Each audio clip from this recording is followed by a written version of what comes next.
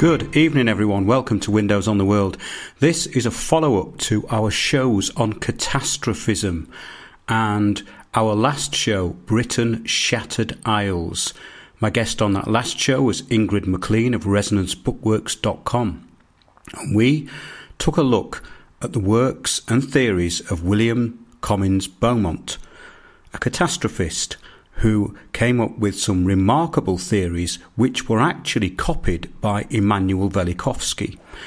Immanuel Velikovsky wrote Worlds in Collision 25 years after Comyns Beaumont produced his first work on the subject. And this is about a catastrophe that impacted on planet Earth. 1332 BC, 17th of May actually, according to Comyns Beaumont. Now, when I started to look into this material, I found it very confusing. However, we've now honed it down. A lot of the books that he wrote about 5 books on the subject. They go off on tangents, and some of them are quite hard to follow, but the main principles of what he's saying are what we're going to be covering, and a lot of this stuff really does make sense. This is from the Beaumont Society. History, as we know it, is false, nor has it been lost. Rather, since the 4th century, much of it has been expunged and reconstructed into a history by a deception and a conspiracy that maintains it.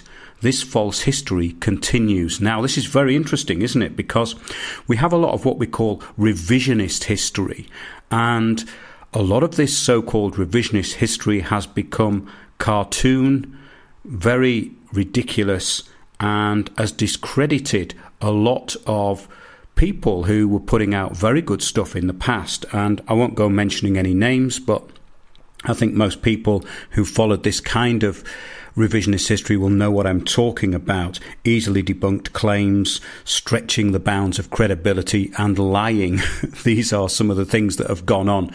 But that's not what we're going to be talking about tonight. We're going to be backing this up with some quite and very, I would say, convincing evidence. So, in 5 books, the British catastrophist writer William Comyns Beaumont, who lived 1872 to 1955, explains when, why, who, and who devised the deception and its conspiracy, and how it was continued. His provocative work not only challenges history, it illustrates that amateurs can add substantially to the total fund of knowledge.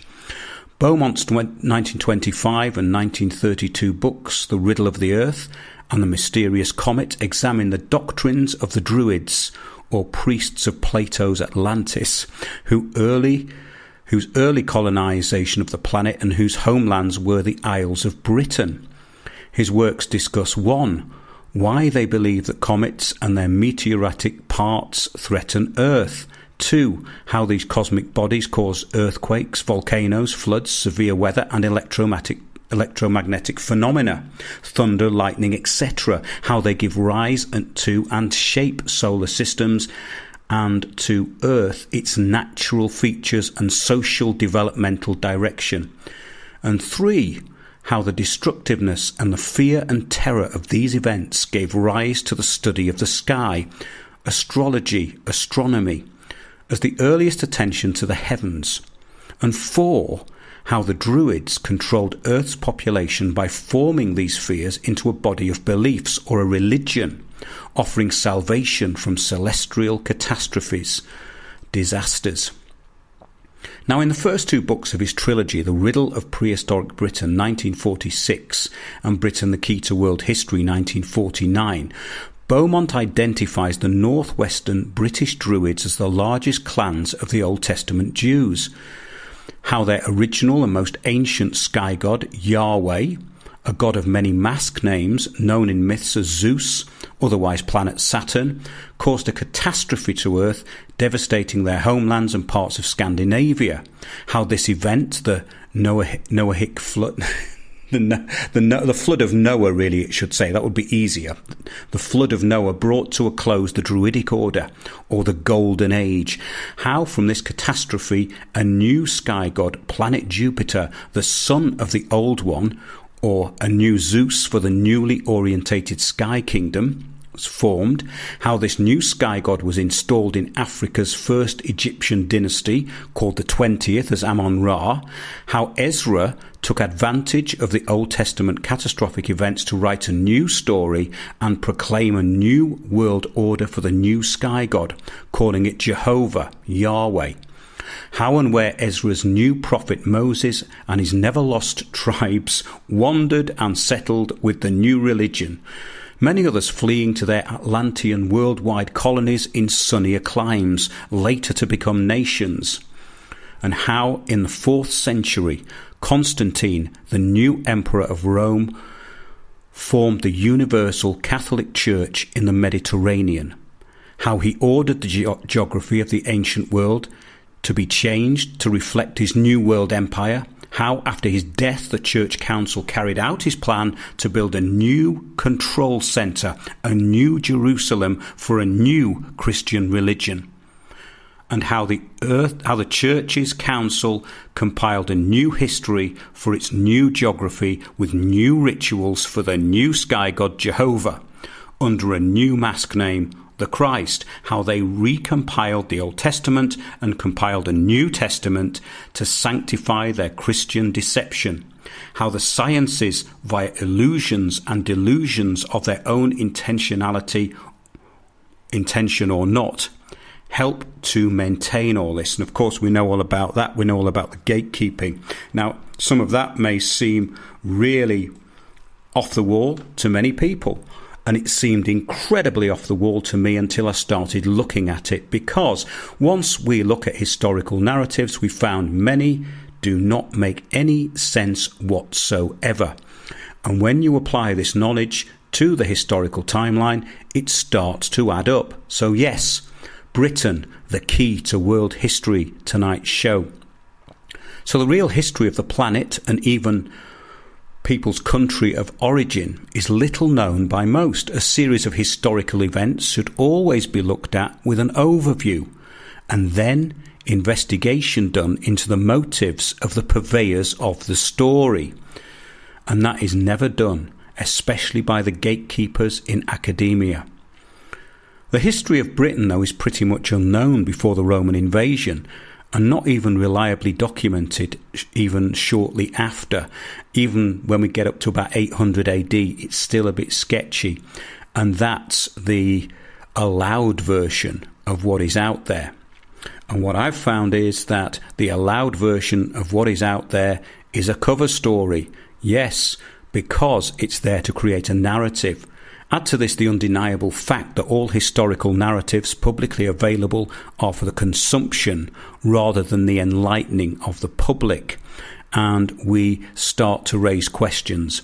So on our first show on this subject, Britain's Shattered Isles, and also the film trailer of the same name, check that out. I'm going to put it all in an article at windowsontheworld.net. So by the time you've listened to this show, it should be there. It will certainly be there very shortly after. So I'm going to include everything we've done so far, including our show Manufacturing History, Britain's Shattered Isles, and of course this one, and the next shows we're going to do in the series. Here is a quote from Comyns Beaumont. Well, let's have a quote or two from William Comyns Beaumont. I must confess that over 30 years ago, I stumbled rather than deliberately walked into a recognition that the history of remote days as passed down was based on false premises in regard to the most famous ancient peoples, both in regard to geography and chronology. That was from The Riddle of Prehistoric Britain. All the relations and uprisings of the ancient Jews in their contacts with the Romans can only be properly resolved and understood, I contend, when the entire sphere of activity is transferred to ancient Britain. That was from The Great Deception. This brings us to the final apocalypse in its true sense, that of Revelation 4, if we accept that the events of the Old Testament and those of the New took place in the places we are told they did, and if we accept that the story of Jesus is based not only upon celestial events in its true sense, that of Revelation, for if we accept that the events of the Old Testament and those of the New really took place, and that the story of Jesus is an amalgamation of myths attached to the life of a British druid in the land comprising Syria and Judea, with Jerusalem in Edinburgh, Antioch in Lincoln, and Babylon nicely centred in York. And how else do we explain the specifics and the importance the story has assumed through the ages? Then those places also have to be relocated and the place names reattributed to the actual sites where the events occurred. Comyns-Beaumont concludes that as with prehistory, the history of Christianity has been uprooted and replanted in a distant land. So, if you're having some difficulty taking all this in, I really don't blame you. When I started looking into it, I thought it was preposterous and absurd until I started actually looking into the history and what was available, what was being said, who was saying it, and the gaping holes in the stories that we are being told were in a different land. So the relocation of history is not such a big step to take when we take into account the 1332 BC cometary impact and then the later Roman Empire and its control system of the new Christianity. Let's have another quote from Comyns-Beaumont. Plato's famous Atlantis, as a matter of fact, knocks conventional geography and all the history or traditions attached to it sky high. Ignatius Donnelly, in his work Atlantis, said truly that the history of Atlantis is the key to Greek mythology, as indeed is the case. Yet, that mythology all points unhesitatingly to the earliest civilization as occurring in the Atlantic regions and not at all in the Mediterranean or in Asia Minor. Above all, the history of the Old Testament is the history of Atlantis. That these truths will be accepted is more than I would dare to believe. The world is misled today about the past, and the truth lies at the bottom of a very deep well. I can only presume to be a humble pioneer, but hope that I may be able to hew a rough track which others may widen into a great artery for the enlightenment of future generations. Well, you can see that he wasn't full of ego and kind of sureness of what he was saying. He was saying, I've looked into it, and this looks to be the case. And that is what made me want to look more into it myself. So he says, extending the horizon to a loftier view, I claim that Jesus of Nazareth was born and raised in Somerset, the most sacred ancient area in the world. Did the world but know it? And where he first strove to make the world and his generation practice the virtues of love, charity, compassion, forgiveness and justice in a world then beset by passion and hatred and lawlessness. That's from The Great Deception. Despite the fact that the modern Jew has only in very rare cases any of the blood of ancient Judah, the belief persists that Israel is the ancient home of the Jewish people, and the ancient conflict carries on there by proxy. That was The Great Deception. So yes, interesting stuff to say the least. And the more I've looked into the history and construction of what is now called Israel, the more interesting it becomes and the more enigmatic it appears to be. Britain, the Great Deception. Yes, the British Isles, a great civilization before the Roman era and destroyed by a comet on May the 17th, 1332 BC, according to the calculations of Comyns-Beaumont, who was actually a meteorologist, which was a new term at the time. The original Christianity emerged in the Shattered Isles, that's Britain. The biblical flood or Deucalion flood of Ogyges were a result of this catastrophe. Constantine transported the original Christianity to what is now called present-day Israel. And we're going to explain how that happened. Jerusalem, after being invaded and taken by Hadrian in 135 AD, ceased to be called Jerusalem until Constantine in 325 AD, who transplanted the Roman cult of Christianity to present-day Israel or Palestine, Philistinia. Israel was actually created as an entity in 1948 by the British through the Balfour Declaration and defined as a home for Jews in Palestine. Now, I think before we move on with this, we should really discuss modern-day Israel. There is no provable or direct evidence linking present-day Israel to any locations in the Bible. Now, that may seem preposterous to some people, but when you look into it, it's actually true.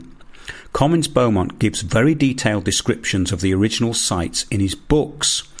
From 1948, modern Jews did not want to move to this new desert homeland from their comfortable western enclaves, so most who moved to Palestine were Russian illegal immigrants, which made up the first Aliyah. And the sheer amount of illegal immigration was of great concern to the British. We're talking here now about the recent history of Palestine, which became Israel in 1948, under the Balfour Declaration, described as a home for Jews in Palestine. So what happened when the British mandated this area and the Balfour Declaration was agreed was that two terrorist groups formed very quickly in modern-day Israel: the Haganah and the Irgun. These two terrorist organisations waged war on the British and became the modern-day IDF. So the Israel Defence Force was born from these two terrorist organisations. And the King David Hotel bombing was instigated by Zionist terrorists dressed as Arabs. Irgun fighters had gathered to enter the hotel one by one at 7 a.m. on Monday, July 22nd, 1946. And after the bombing, it took 10 days for the British Engineering Corps to clear the wreckage. And on July 31st, it was officially announced that 91 people had been killed in the explosion, 28 Britons, 41 Arabs, 17 Jews and 5 others. The success of the Jewish underground in striking at the heart of British government in Palestine and the high toll of victims sent shockwaves through England and the rest of the world. Avraham Stern, head of Irgun, along with his Stern gang, further waged terrorist war on the British until he was killed by British agents. So the formation of present-day Israel brought chaos to the region, and the Arab-Jewish war raged on, with the British in the middle, trying to mandate the Balfour Declaration as a home for Jews in Palestine. So the extreme right-wing Haganah and Irgun pushed Zionist supremacism. The Aliyah immigrants, these are the people who were going to this so-called homeland, took land wherever they could, often illegally or by force. And we have to remember that hundreds of thousands of these were Russian illegal immigrants because nobody else wanted to go to this area. So when we talk about a home for Jews, we have to ask who these people are. It's a fair question. All this is documented in Chaim Bermant's fascinating book Israel, which was published in 1967. If you can get a copy of that, do. I think it's still available. It's fascinating because it was obviously written many years earlier, and it describes how these few Jewish intellectuals, these very idealistic people, went over there to live in this sandy desert, and the kind of comedic way they lived. It's all described in the book, along, of course, with the terrorist activities, the land theft, and the activities of those who came in on the first and second Aliyah, which is this repatriation. The plight of idealistic Jewish intellectuals, yes, and their new desert lifestyle is documented in this volume, Chaim Bermant's Israel, published in 1967. Chaim Bermant was a journalist and worked on the Jewish Chronicle. But we have to remember also that the US government foreign policy is influenced by former members and descendants of Irgun and Haganah, far-right Zionists who were responsible for the manipulation of public opinion against Iraq.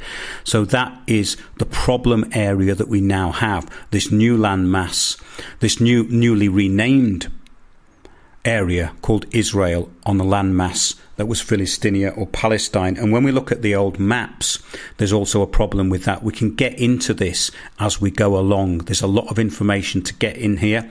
And I think this is such a welcome change from talking about the global action plan of COVID-19.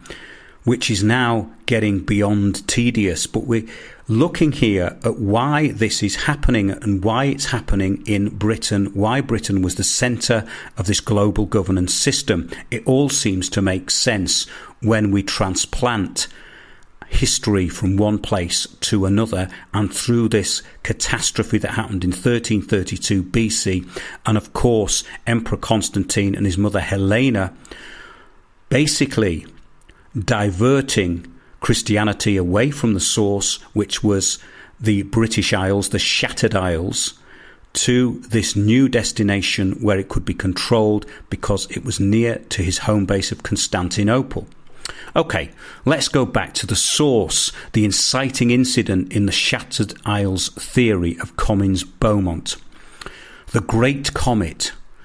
Comines-Beaumont's studies of earthquakes, flooding and other extreme weather events and their relation to the passage of near-Earth objects led him to construct the theory of meteorism, which officially rejected and subsequently publicly ignored.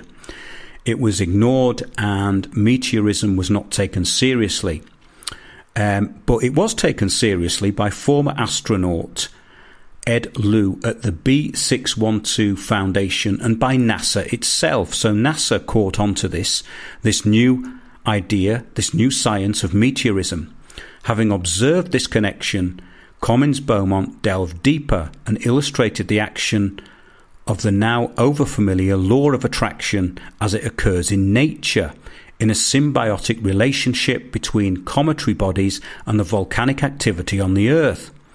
The comets were initially attracted to certain energetic areas of the crust, usually approaching in a northeast or southwesterly direction, causing the formation of chains of volcanoes, which in turn attract further celestial bodies. So, very interesting stuff so far and very dense. I'm going to stop here and have a little break, and we'll come back with more on the theories of Comines-Beaumont. I hope you're enjoying this, everybody. I certainly am. I'm finding it fascinating and a bit of welcome relief, and also very informative. And I think this is a very good time to be talking about these theories.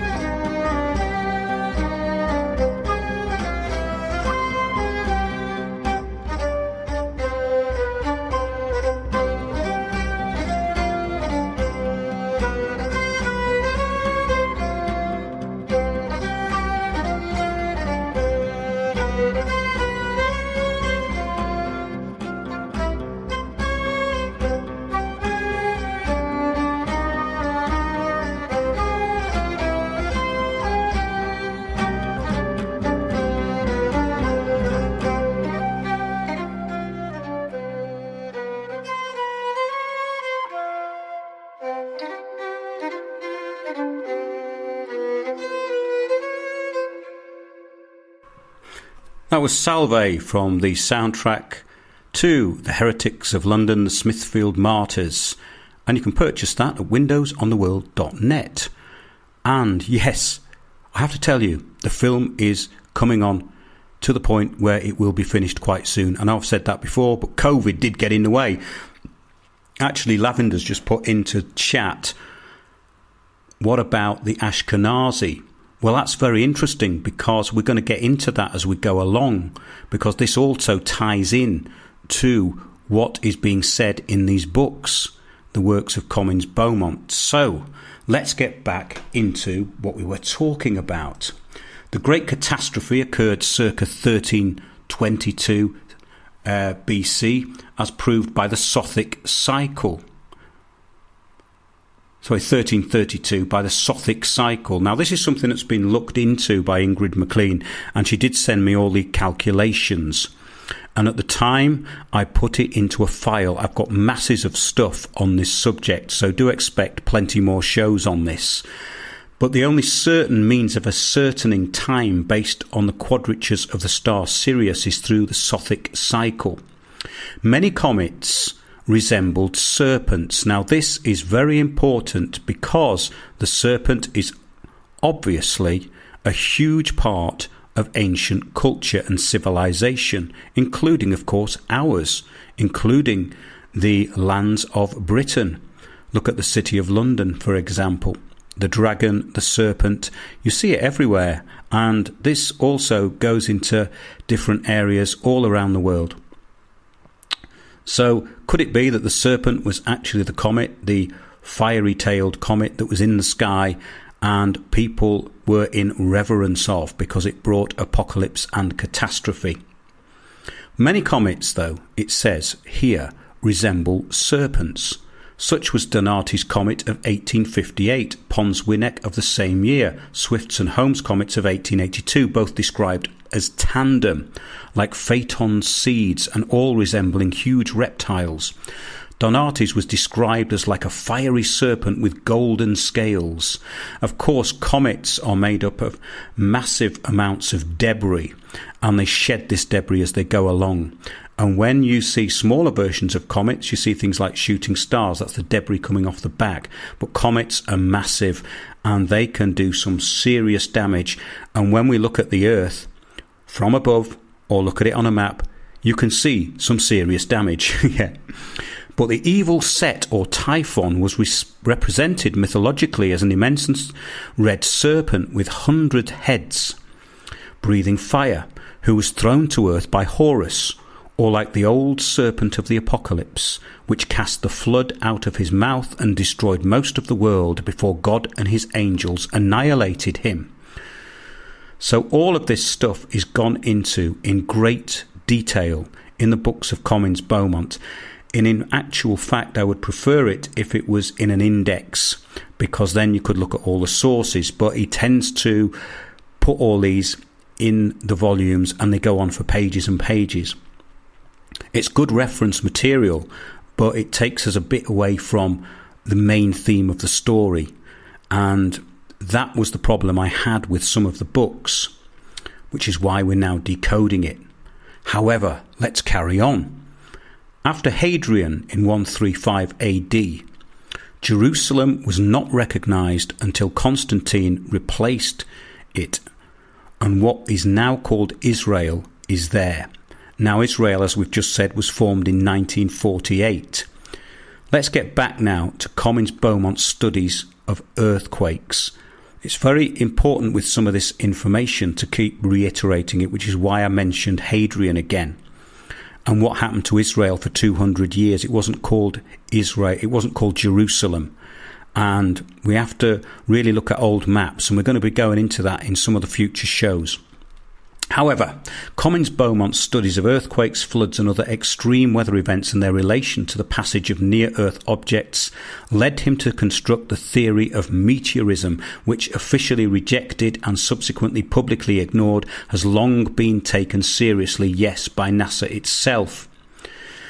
Having observed this connection, he delved deeper and illustrated the action of the now overfamiliar law of attraction, which is what we went over just before the break.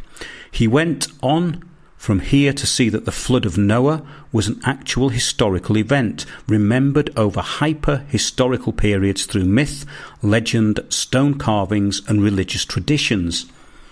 I would add that the memory of the event is embedded in the very language we must use to discuss not only these subjects but anything at all. For if at the time of impact the whole energetic electrical system of the planet and wider space were upset by the electromagnetic pulse, which he claims would result on entry into the atmosphere, then the systems in use on Earth would have necessarily and out of necessity have been reset. So the comet of BC 1332 was a great reset. and a lot more effective than the one at the moment, even though the one at the moment is on its way. We're talking about something a bit bigger here. So we would be temporarily disconnected from the grid, so to speak, and would have to adjust to the new skewed conditions. The confusion of languages would be primary consequential to this, aside from death by frazzling and drowning and the mass submergence of half a continent and its highly advanced civilization. So this is Comins Beaumont, equates the flood of Noah with the deluge of Deucalion and the flood of Ogyges, tracing the accounts in multiple sources to give a picture of an extinction-level event which had a devastating effect on the world, particularly the Western world, whose history ended up being relocated. The stories of the refugees becoming attached over the years to the lands they moved to rather than the lands they had fled from, resulting in the history of what was formerly Hyperborea, described by Plato as Atlantis and by others as the Hesperides.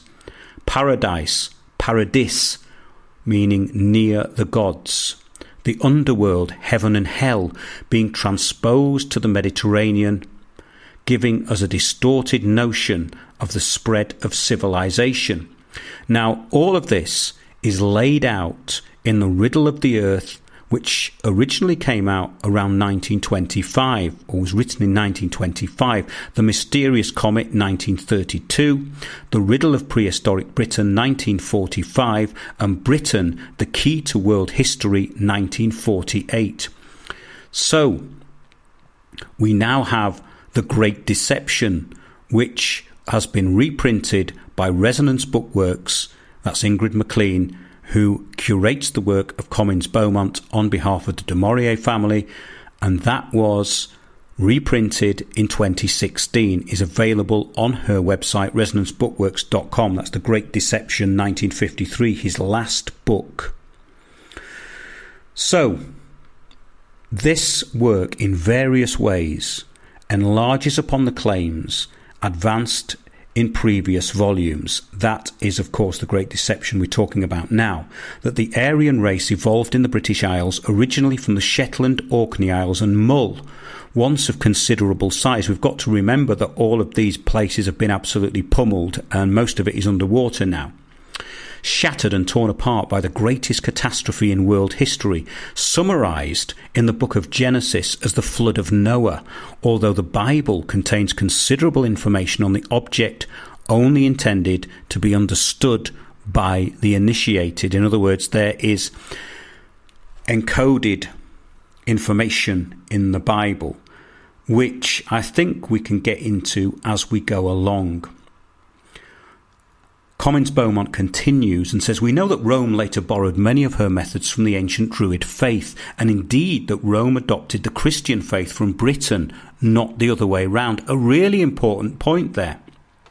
In the same way, she copied the Culdee trappings, the Flamines with their red cardinal hat, the kissing of the toe of the Pope, excommunication, and other characteristics of the Celtic Church. It all looks very much as though Rome seized upon all this as far as practicable, covered up this ecclesiastical larceny by changing and altering all the sacred sites, transferred them to a region far distant and more convenient, and thus obliterated the true origin and site of Christianity. One thing, however, Rome failed in her efforts to accomplish, much as she tried, and that was to remove the evidence of St. Peter's relationship with York, with the keys of St. Peter, and it may be claimed with his church built upon a rock. So these Chaldeans were the Gnostics, teachers of sacred science from the earliest times. That they were Druids is evident. C.W. King, an authority on these ancient orders, says that the Orphics of Samothrace, the Essenes of Ephesus, and the Curites of Crete formed one unique and common religion, as taught by the Chaldeans. The Essenes, who were closely related to the Nazarites, accepted the Jewish doctrine, placed Moses after God, and taught that Jesus was the crucified Christ. This approximated to St. Peter's teaching. Their sacred books were in the Chaldean tongue. The Gnostics and Orphics regarded Christ as an eon and the crucifixion as a mythical event. They regarded the Jewish beliefs acquired during the captivity in Babylon as never instituted by the wisdom of the Almighty. They disputed the authority of Moses and questioned that of the prophets. They considered that the conquest of Canaan could not be reconciled with the common notions of humanity and justice, and looked upon the laws of Moses as a mixture of bloody and trifling ceremonies. Now here we're getting into some very interesting territory, and having looked again at what I knew about this history, the history of Canaan, and even the captivity in Babylon and the Exodus, we find that the summations of these events in the works of Beaumont seem to be very credible indeed, as there is no evidence for an Exodus. And as Ahmed Osman said, an Exodus would only have been about 200 people, and they probably stayed in the desert for, well, they say 40 days and nights. It's meant to be 40 years, probably 40 days and nights, maybe less. Might have been 4 days. But the point is that the story is symbolic. However, Beaumont carries on. Moreover, they held that the Jewish Jehovah, Yahweh, was between a god and a demon of capricious temperament, implacable and meanly jealous. These followers of Yahweh indulged the deity with animal sacrifices burnt to perfection on the demands of Yahweh. They had an altar to sacrifice the animals and a temple. Their Moshiach was a vengeful and jealous extremist. So the original version of what is now known as Judaism involved animal sacrifice, a temple and a Messiah. And modern day Judaism, according to many scholarly sources and philosophically, ended in 1948. Okay, I think it might be time for another break. This information is very dense. I'm adding to it as I go along, and finding this is giving me insights as I'm looking at what I'm seeing here and then forming my own conclusions. Here's another little break before we carry on.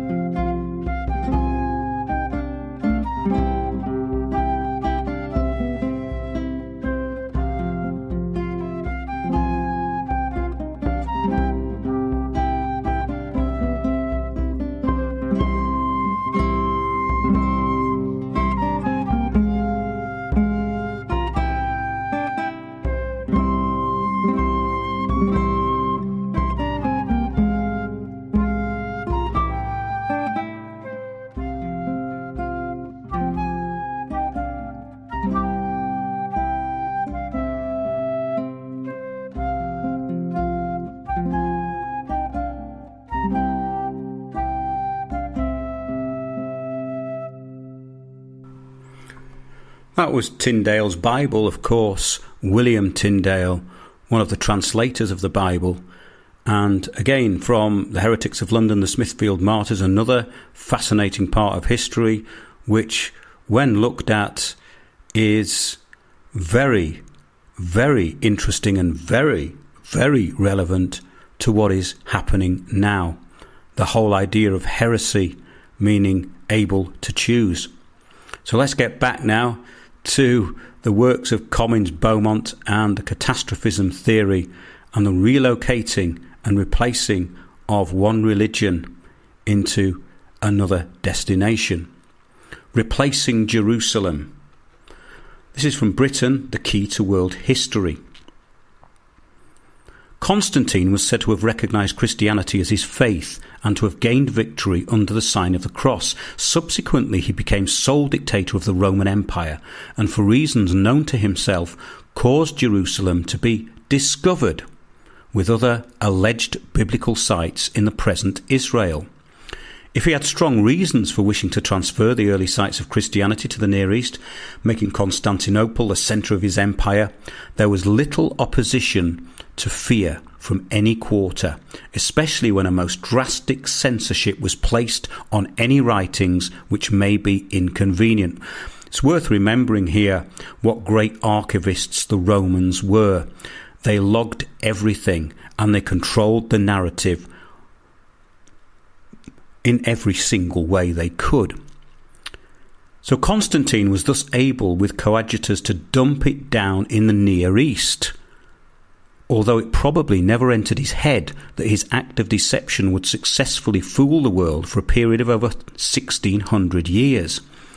In 326 AD, Constantine dispatched his mother, the Empress Helena, on a mission to the New Jerusalem to discover or make the sacred sites.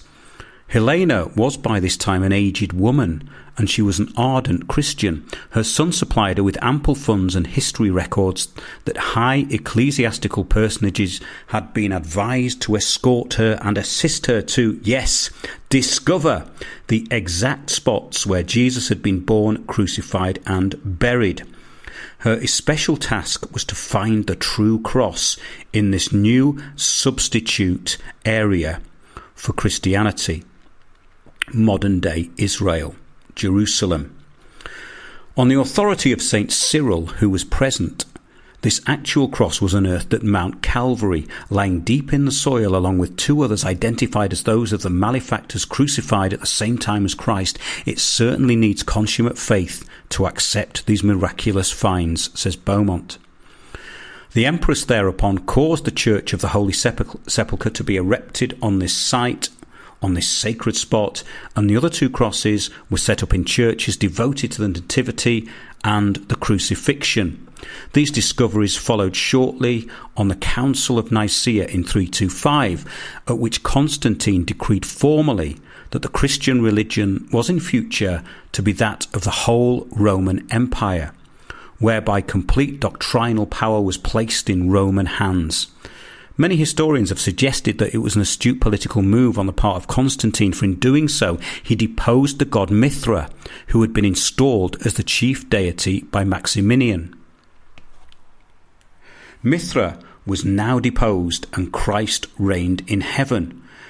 As the result of the Empress Helena's pilgrimage, and with stirring accounts of other miraculous happenings, the New Jerusalem began to attract pious Christian pilgrimage. And before very long, under imperial patronage, it prospered. Julian, in 361, however, became undisputed master of the empire, and although brought up as a Christian, he devoted himself to Greek literature and philosophy. He abandoned Christianity and avowed himself a follower of Mithra instead.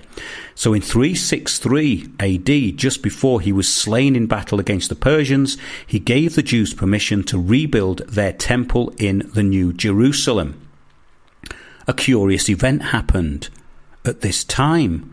The foundations had been laid, the building was about to commence, and all was in readiness when a severe earthquake destroyed all the work thus far completed.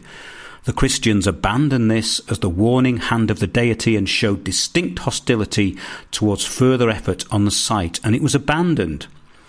The subsequent history of this was that Jerusalem is not at all distinguished. If you've ever been there, you'll know exactly what I mean. And if we look at the historical context and what is actually there, it starts to make you wonder. In 614, the Persians took the city by assault and sacked it thoroughly. The churches of Constantine, of Helena and of Justinian were gravely damaged. All the wealth obtained from pilgrims was seized and the supposed true cross taken away into Persia. Again in 634, the famous Omar became Caliph of the Arabs and captured Jerusalem from the Christians, who, however, were still permitted to dwell there. He selected the supposed site of Solomon's temple for his mosque to Muhammad, as it is at present. So they're fighting over a site here that has been relocated and never contained Solomon's temple. Needless to add, says Beaumont, just to back up what I've said, it was never the site of Solomon's or Herod's temple. Okay, so let's now look at some geographical anomalies of the present day Israel. From a topographical aspect, the present site of Jerusalem in Israel fails in every single particular to correspond with the famous city so minutely described by Josephus and in only slightly lesser degree by Nehemiah. Sorry, I need a drink here. I'm just getting back to my tea. Nehemiah, that's better.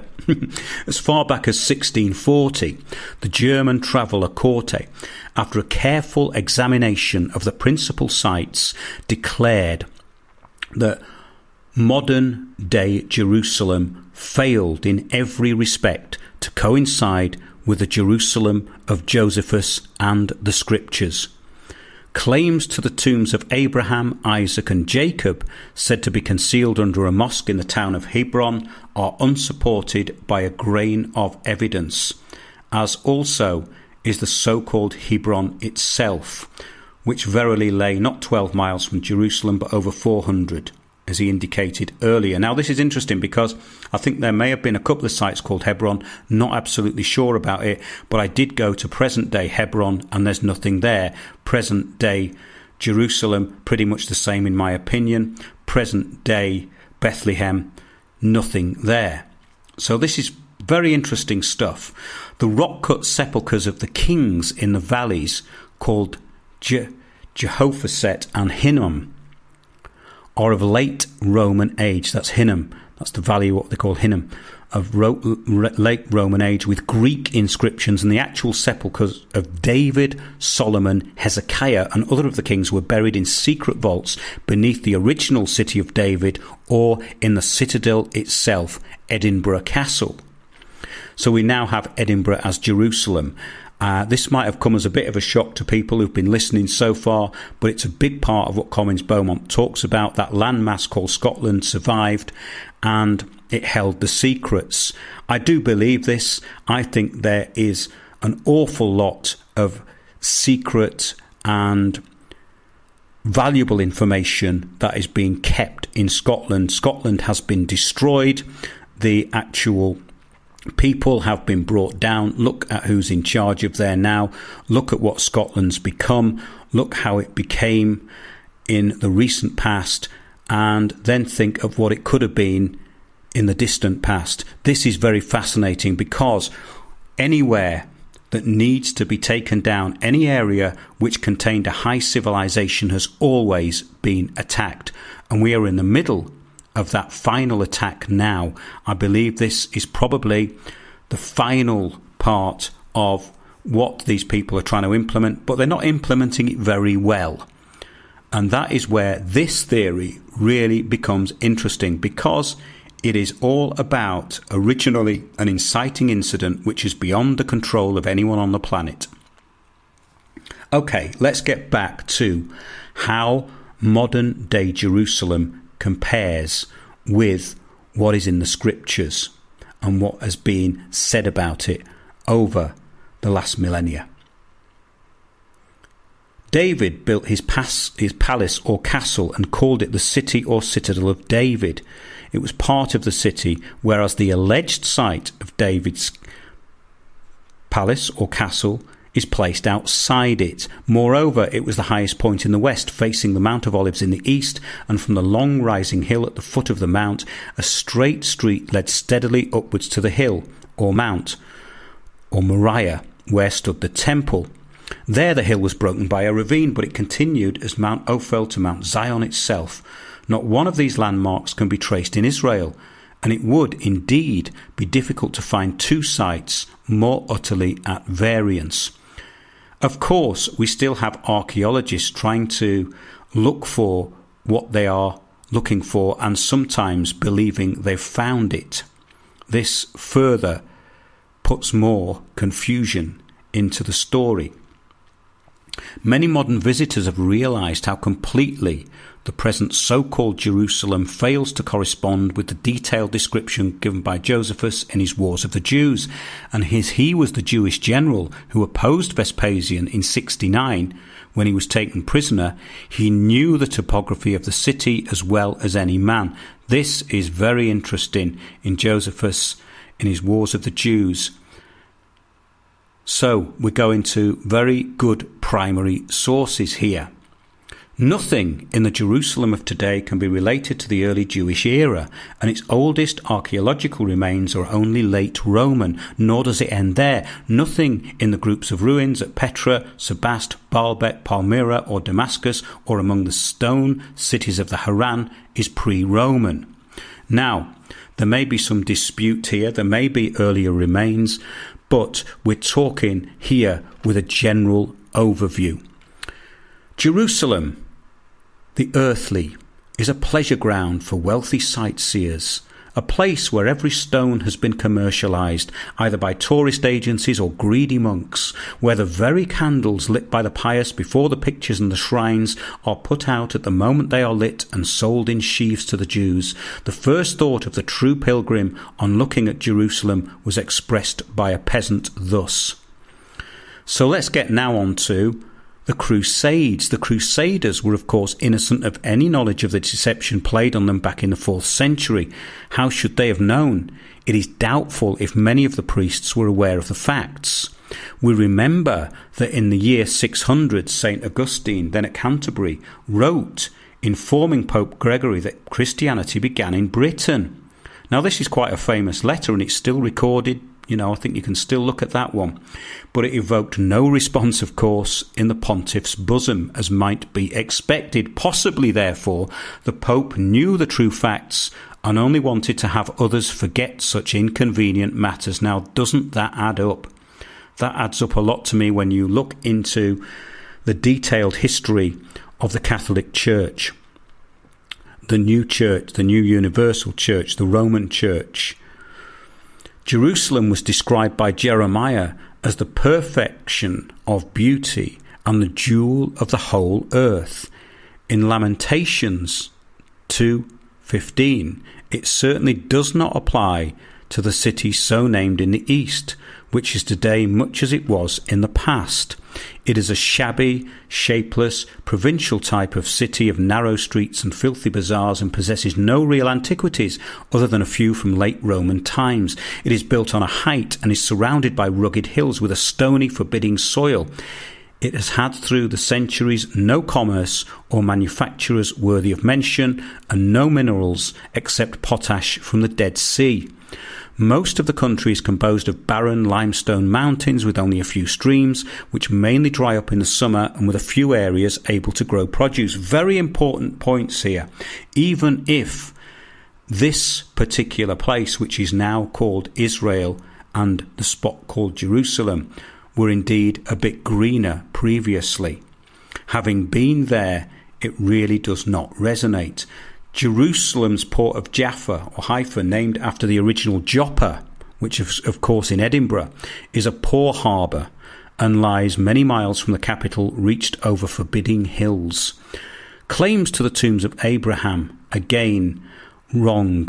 We've just been through that, so I won't go into that again. So, yes, we've talked about Hinnom, which was some 4 miles outside the walls, whereas the place selected as the Holy Sepulchre is falsely sited inside the city. So this is all very interesting. In the early centuries before his age, it is true that Christianity was regarded as an offshoot of Judaism, and was accordingly exposed to the odium which attached to the Jews and their aggressive religion. The Roman state, in establishing the principles of Christianity, promising forgiveness of sins to the penitent and a life of hereafter of happiness and bliss, could not at the outset be hampered by the paganism of the past, the former human sacrifices offered up by the Jews, and its other superstitions. Moreover, Britain itself was largely sunk in gross superstitions, including belief in a pagan underworld, leading to vain sacrifices, and there is no denying the fact that the worship of the infernal deities, together with human sacrifice and strange rites, continued in the West, especially in Britain, to a comparatively late day. So yes, that is the conclusion of what we were saying about the land of Israel, its inhabitants, what the Jews were, who the Jews were. It says the Asiatic Jerusalem is erected on a hill, is square and squat rather than long and narrow, with Mount Zion at its very south instead of in the west where it stood. We've just looked into that, so I've reiterated a few points there. Low Thompson says of Jerusalem, directly the church was strong enough, that is to say tentatively in the 12th and more decisively in the 13th centuries, it began a deliberate campaign against a definite heathen religion, which was most devilish. It has all the marks of a native growth deep-rooted in the wild heaths and untutored hills, that is of course in Britain. Today the British Isles is the epicentre of global control and tyranny. The land itself populated now by clueless inhabitants who know nothing of their own history. Most have been turned into shallow-minded repeaters of the most basic propaganda. So, my question is, at the end of all this for tonight, is this the end of civilization again? Are we going into the final days of something? Well, I think there will be a new kind of society emerging from this. The people who listen to this show, people I've been talking to today, all believe this. They're quietly getting on with, no, not pointlessly going on about the same thing day in, day out, reacting against the propaganda in the media. Rather, they are organising a new system, and that is the only way forward. I'm going to be back with more of this information, and I'm finding it fascinating. Some people may say this is going a step too far, but all this I would say to that is take a look at it yourself. I've covered history in many of my shows in the past. I've always found a brick wall gets in the way. But when we start applying these sort of timelines and we look at the areas that we're talking about tonight, it all makes sense to me. I hope it makes sense to you. Thanks to everyone in chat, and I'll be back soon. I'll be doing some live streams during the week. Hope you enjoyed that. I'll be putting all this into a new post at windowsontheworld.net where I will be archiving all the future shows in this series. So thanks a lot everybody, and good night.